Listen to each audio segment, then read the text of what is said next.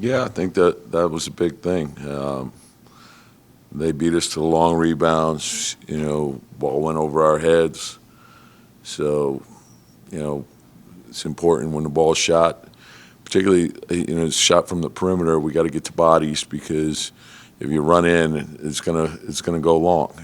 So I thought played really well in the first half, and then obviously we didn't play as well as we would have liked in the second half.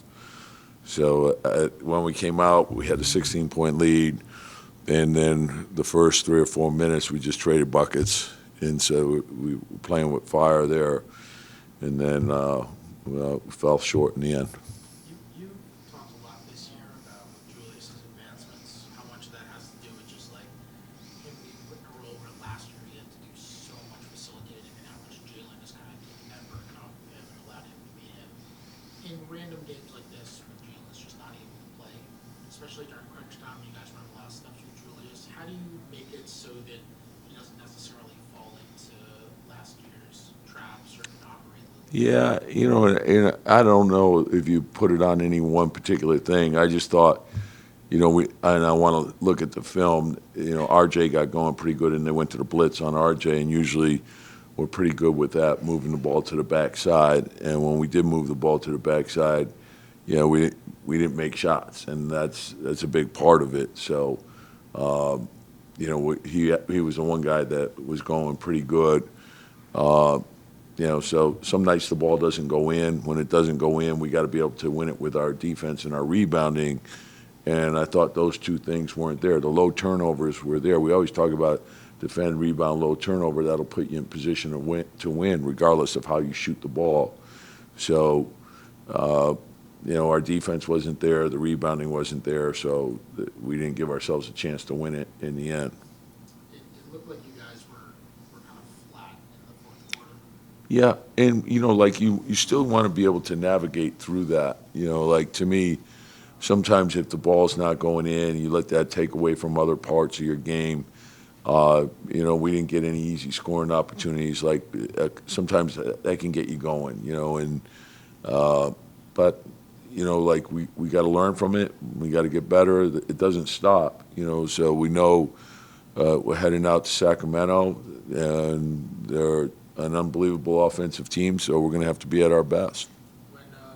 When you notice that in the game, do you consider like spelling a guy here or there, or are you just like? Well, as the game's unfolding, yeah, you're trying to buy. Like I like the way we played in the second quarter, and then it got ramped up pretty good, and then you're looking at who they have on the floor, and then what are the best matchups for us. And that being said, it's a 2-point game with a short amount of time. I thought, I want to see the film, but I thought the offensive foul on Mitch on the screen was a big play in the game.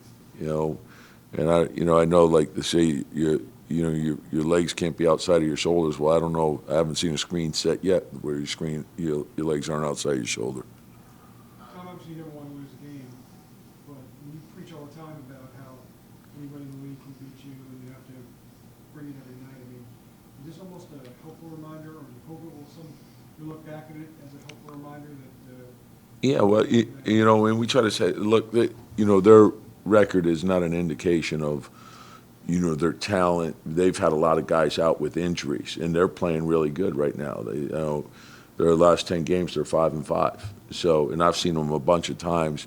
Obviously, Steve's a good friend, and I watched them play, where they come back, and I knew that our lead wasn't safe. You got to play for 48 minutes against them.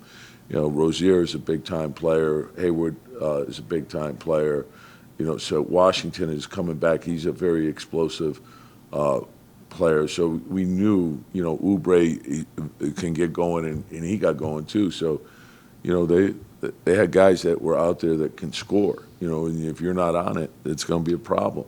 So, but to your point, Mike, it's like everyone in this league is talented. So. You got to play with an edge, and you got to play for 48 minutes. If you fall short, you see it in every night. There's big leads that dissipate very quickly, and that's why you can never let your guard down, and you certainly can never feel too good about yourself because there's what's looming around the corner.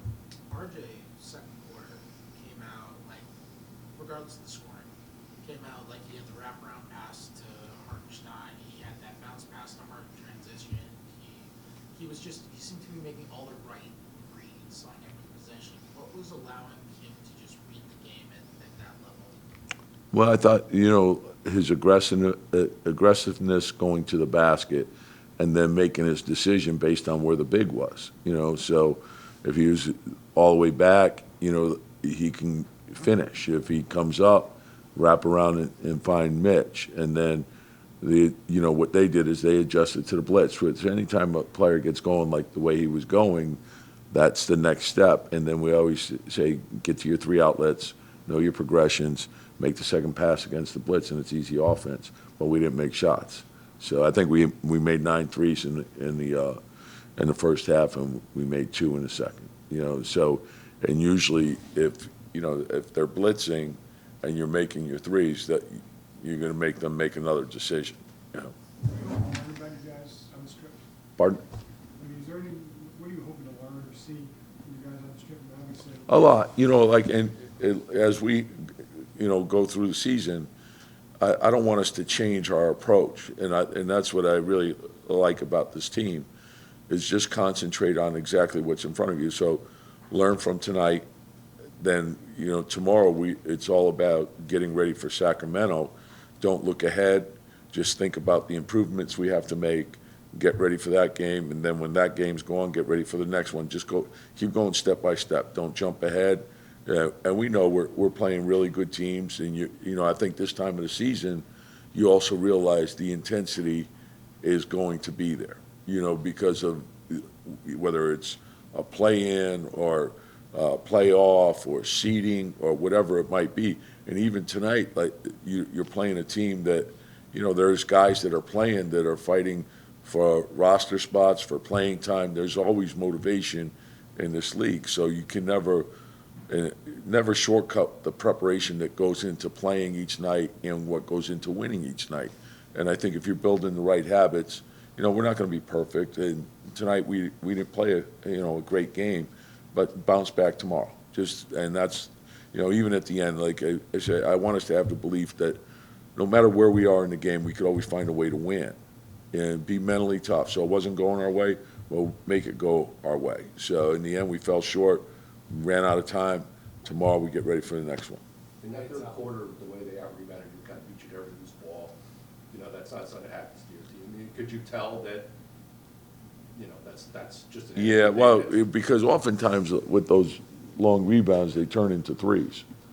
What we're seeing is like people are swinging it quickly, and the backside is a wide open 3. So it's you're paying a price for that, and and we got it up to, I think we got it to 8, and we had a wide open 3 that we didn't make. It would have made it 11 with about 7 or 8 minutes to go in the fourth, and then they made up ground quickly, coming back. So it's playing for 48 minutes, and everything does matter. Keeping the ball in front. We weren't great in defensive transition, and we didn't fly around like we normally do. And so, but those are things that we've been. I think we're in top 5 in rebound margin. So we've been a great rebounding team. We're number 1 or number 2 in second chance points. Those are things that we do well, and we didn't do them well tonight. All right, thanks, Tips. Yep.